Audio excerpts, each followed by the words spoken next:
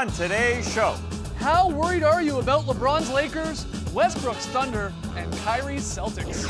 Up or down on the Lakers not getting calls, DeRozan finding a new level in San Antonio, and this maneuver by Markieff Morris. And which player has been the biggest surprise so far? It's Tuesday, October 23rd. The starter starts now.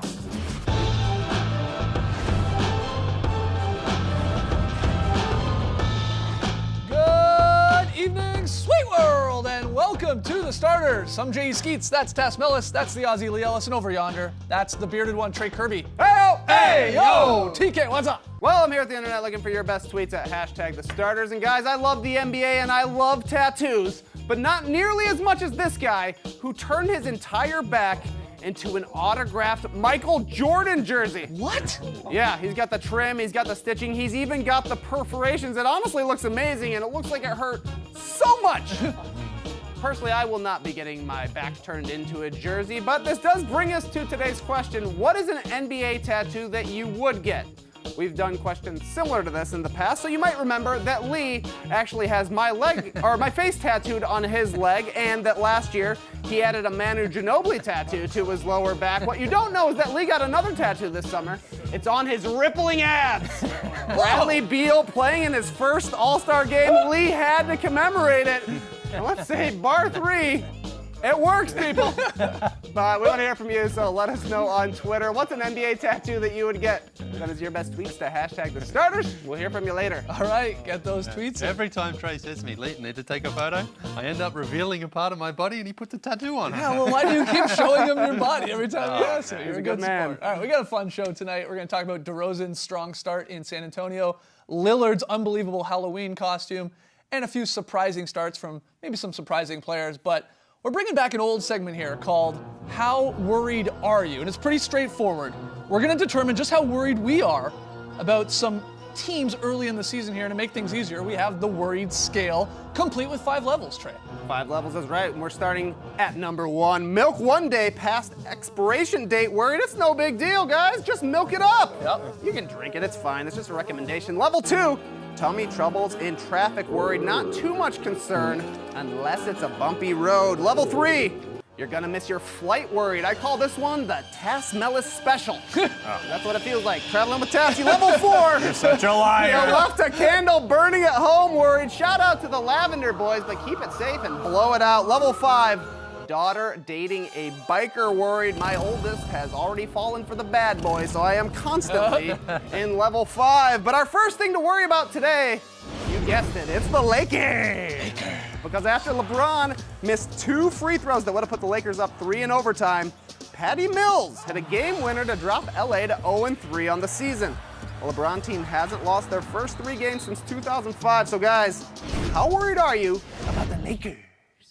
I'm level 1 worried. Give me the milk. Give me all that dairy. There is absolutely nothing to worry about with the Los Angeles Lakers. I know we sit up here, and I definitely do, and presume to know a lot about the NBA, make a lot of predictions. Well, a prediction you can make about the NBA is that LeBron James is going to be fine. LeBron James is going to the postseason, undoubtedly.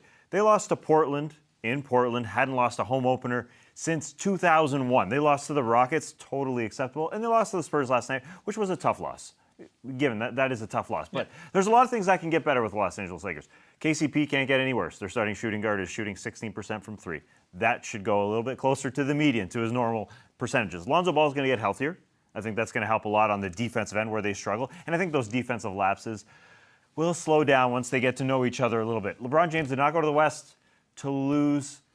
How many games do we expect this guy to lose? He's the best player in the world. He's going to the postseason, and that's it. And I think that those expectations are reasonable, and he'll get there. 0-3 is okay at this point. We've seen LeBron's teams not play defense in the past, and it has sort of caught up with them. What about now with the Lakers, with a new team and a new cast? Are you worried that this might be something that haunts them, particularly in the Western Conference? I think we can look at this team and say, it's great that they have come together and are on the same page. They played close games against all those 3 teams. They've been in the games. I think it's more a sign that they're together, to me. And yes, their defense is terrible.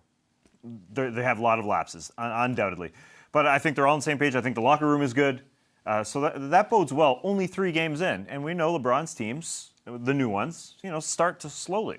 But are they going to have to go get someone to help them play better defense? That's what I'm curious about. Because when JaVale McGee has been in there as their center, they're actually not brutal defensively. He's done a pretty good job of trying to protect the rim, obviously rebounding a little bit. It's when McGee is out, and it's either a Kuzma or a LeBron playing center or someone else that shouldn't be playing center right now for this team. That's when they've fallen apart. That's a problem. And you wonder if they will try and go and get someone to give them a good 12 to 15 minutes in a backup center position. Or do they have it somewhere in that roster? We saw Jonathan Williams, not a giant guy, but suddenly out of nowhere, getting some key blocks in that game against the Spurs and keeping it a little closer, but I don't think he's the answer at the center position. That's what I'm interested about. 6th worst defense in the NBA right now, giving up 131 points per game. A lot of that has to do with the pace they're playing, but I'm a little more worried than just one because it is the Western Conference. If this was the East, for sure, no big deal. You can get into the East playoffs with 40 wins easily. This is the West here, so take it to level 3. I'm worried about missing that flight. I'm traveling with Tass Mellis, getting flashbacks here. He's always cutting it close.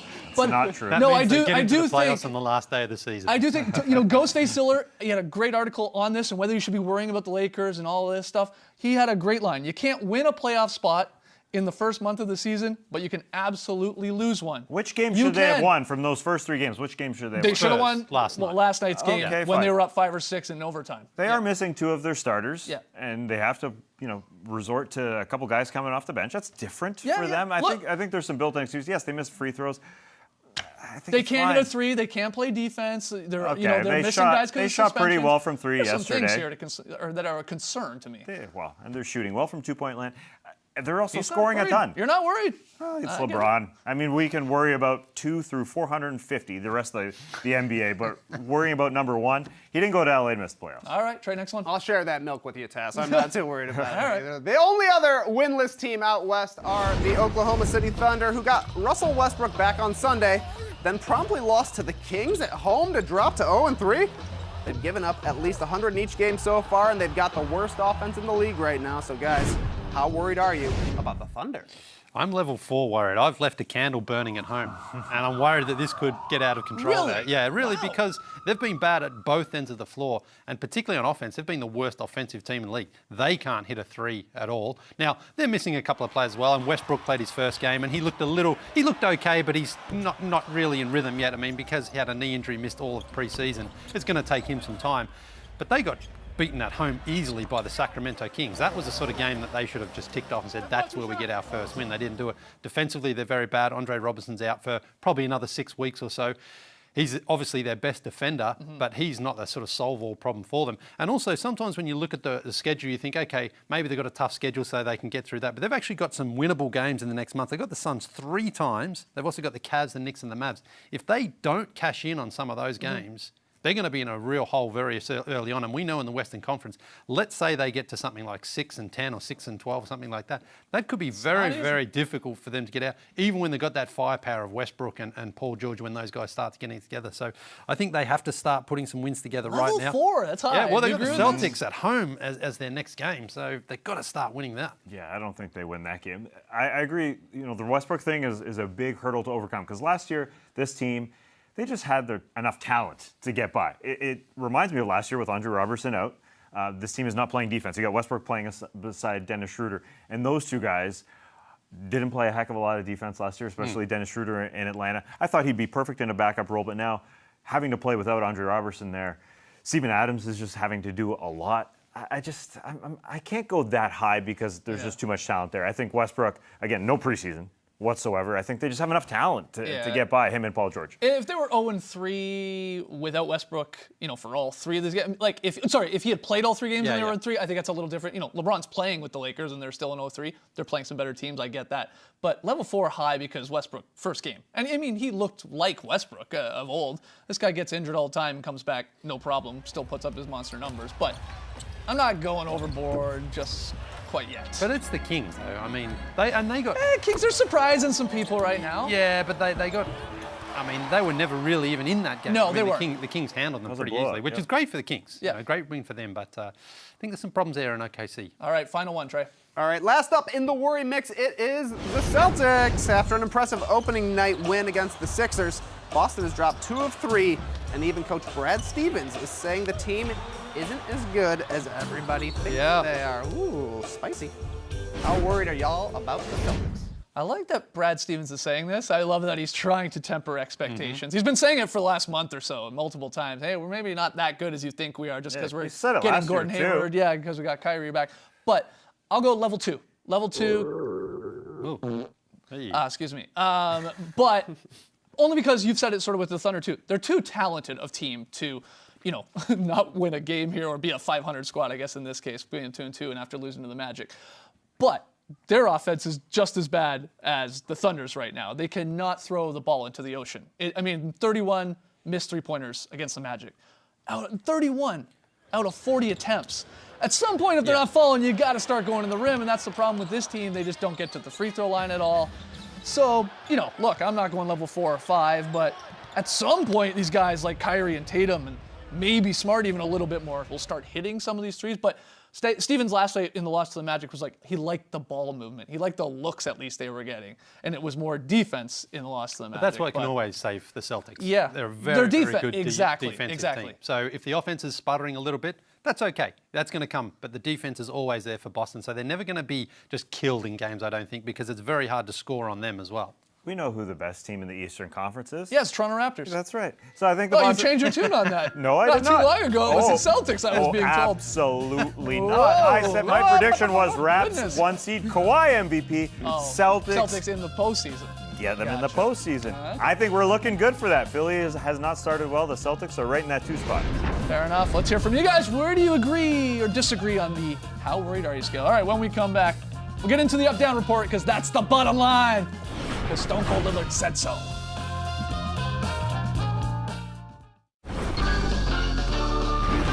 Into the up-down report. Let's see those thumbs. Thumbs up or thumbs down. First one, Lakers coach Luke Walton was obviously unhappy after his team's overtime loss to the Spurs on Monday night, and he was specifically frustrated with the officiating, both in last night's game and it seems the season at large. Watch how Josh Hart plays this game. He played 40 minutes tonight. All he does is attack the rim. 0 free throws tonight. 0. Let's not reward people for flopping 30 feet from the hole on plays that have nothing to do with that possession, and then not reward players that are physically going to the basket and getting hit.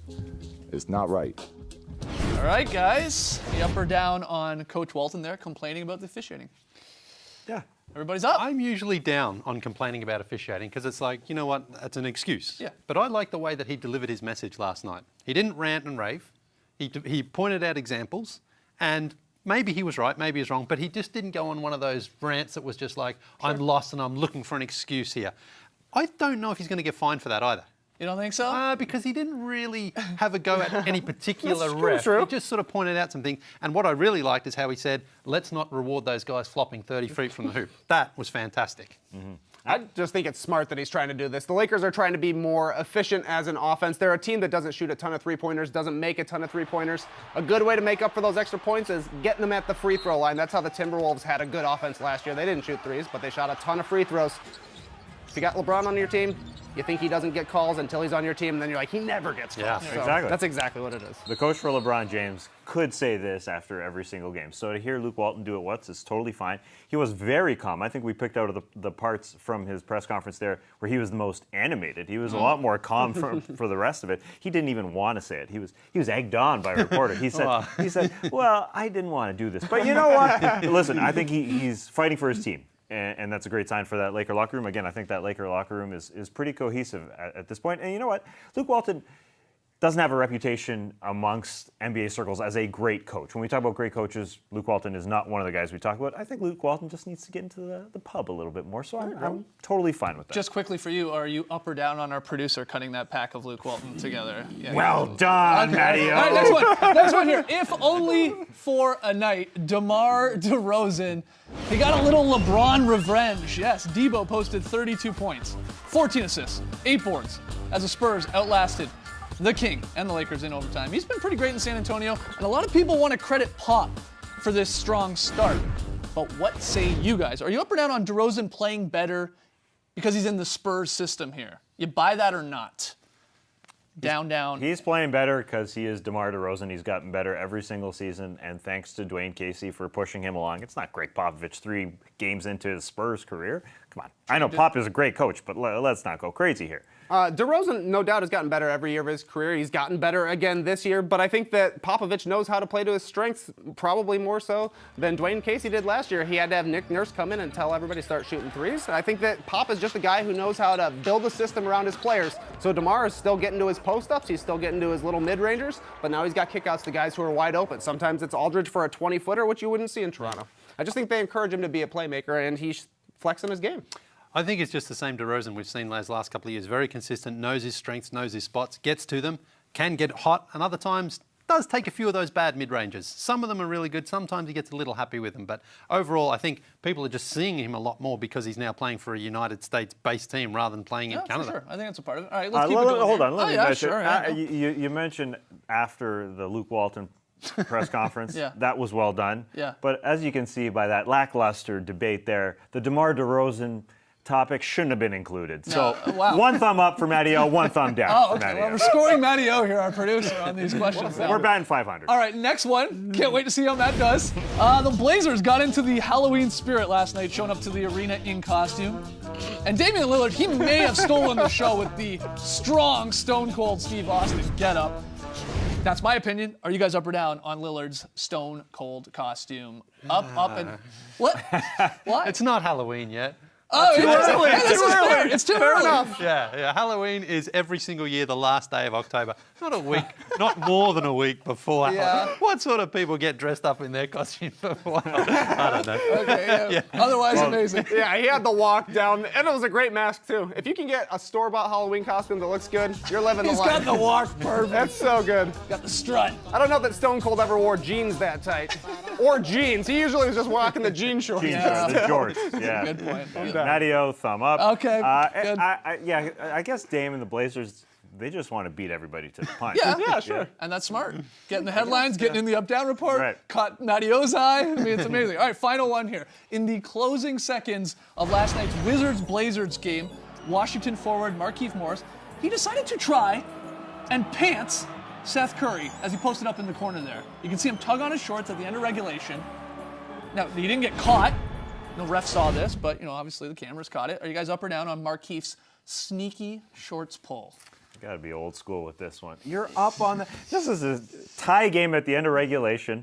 There's 5 seconds left on the clock. If Seth Curry gets that ball, that throws him off for sure. Yeah, you make a good point, but it's our first wedgie of the season, so I'm 100% in. So he's helping Hold out. on. Yeah, exactly. Isn't he removing a wedgie? Yeah, he is taking I think it. that's I don't a pull know. down. Things tighten up there, it looks like. I'm up on it. You do whatever you can to get away with it. If no one catches you, it's legal. If Seth Curry catches a ball and he's tugging on his shorts and he can't get a shot off, great job. But what would have happened if the ball had got swung to Seth Curry and Markieff is doing that, gets caught, a technical's call? Most likely, yeah. Then you'd be thumbs But down. it didn't happen and they won the game. So One who game cares? suspension for him One and game. Marcus Oh Morris. my goodness. Yeah. And For the Marcus. What does bros, Marcus yeah. have to do with it? Doesn't matter. All right. Quick break. When we return, we're going to debate which player has been this season's biggest surprise so far. Back in a second.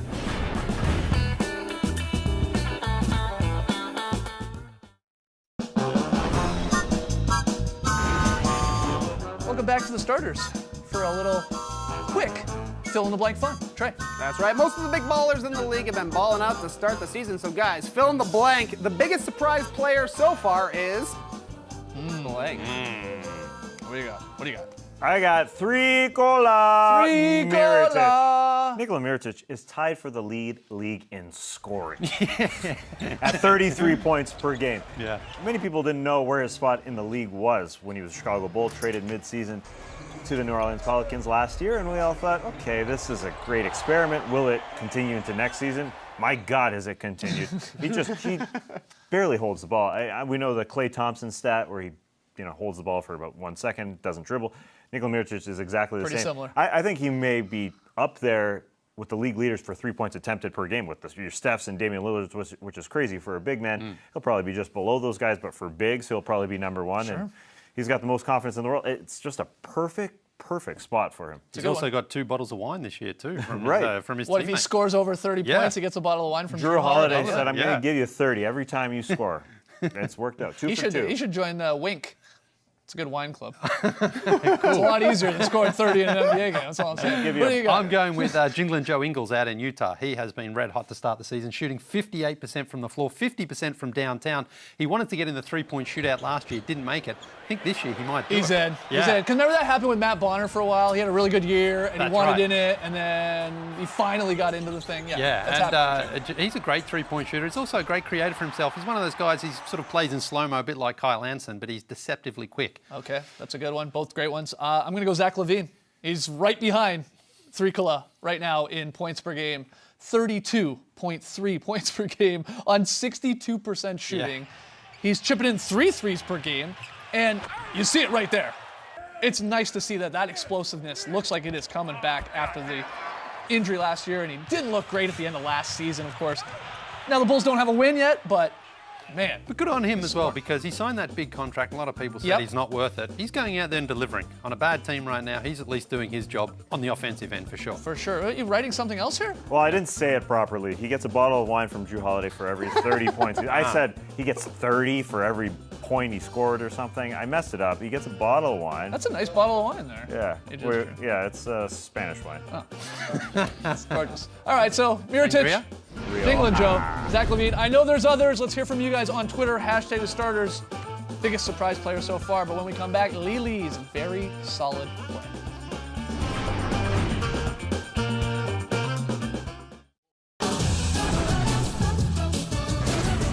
We wanted to know which NBA tattoo would you get? Hit us up on Twitter, hashtag starters. Trey, you got the best answer. Yeah, best answer comes from Mackie, who says, I gotta go with the Quinn Snyder scowl on the back of my head.